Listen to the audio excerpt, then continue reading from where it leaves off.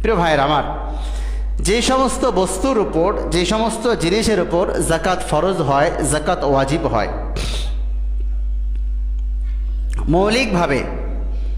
মৌলিকভাবে 5 প্রকার অথবা 6 প্রকার সম্পদের উপর যাকাত ফরজ হয়। আলাদা আলাদা করে ধরলে 6 প্রকার 7 প্রকার, একসঙ্গে ধরলে 5 প্রকারের মধ্যেই সেটা শামিল হয়ে যায়। এর প্রথম নম্বর হচ্ছে স্বর্ণ চাঁদি। স্বর্ণ চাঁদির উপর যাকাত ফরজ হয়।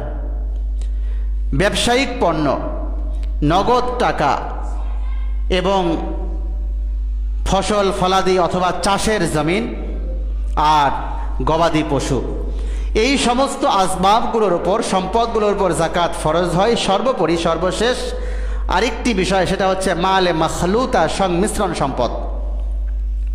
বাকি যেহেতু জমিনের যে বিষয়, জমিন থেকে উৎপাদিত ফসল, এবং এখানে যেহেতু উশরি এবং খারাজি জমিনের বিষয় রয়েছে, তো এই বিষয়ের আলোচনাটা খুব একটা গুরুত্বপূর্ণ না।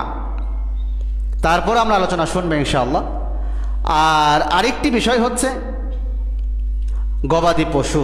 যেহেতু গবাদি পশু আসলে ওই পরিমাণ পশু কারো কাছে থাকে না। কমপক্ষে যদি কারো কাছে 5টি উট থাকে, কমপক্ষে 30টি গরু থাকে, কমপক্ষে 40টি ছাগল থাকে, তখন ধারাবাহিকভাবে লিমিটেশন রয়েছে, এরপর যাকাত আসবে।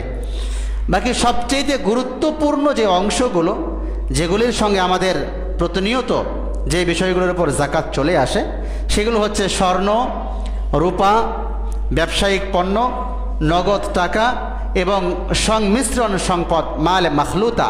আমরা এই 5টি বিষয়ের উপর আলোচনা শুনবো ইনশাআল্লাহ। বাকি থাকে 2টি, একটি হচ্ছে গবাদি পশু এবং চাষের জমিন। তাহলে যে 5 প্রকার, প্রথম যে 5 প্রকার বললাম, স্বর্ণ, চাঁদি, ব্যবসায়িক পণ্য, নগদ টাকা এবং সংমিশ্রণ সম্পদ, আমরা এখন দেখব এই সম্পদগুলো কতটুকু হলে এই সম্পদগুলোর উপর যাকাত আসে। তাহলে মৌলিকভাবে প্রথম নম্বর স্বর্ণ, তারপরে চাঁদি, তারপরে ব্যবসায়িক পণ্য, তারপরে নগদ টাকা, তারপরে সংমিশ্রণ সম্পদ, অর্থাৎ এককভাবে না, 2 অথবা 3 প্রকার সম্পদ একসঙ্গে মিলেছে। একসঙ্গে মিলার কারণে যদি সেটা নেসাব সমপরিমাণ হয়, তাহলে এই সম্পদের উপর যাকাত আসবে।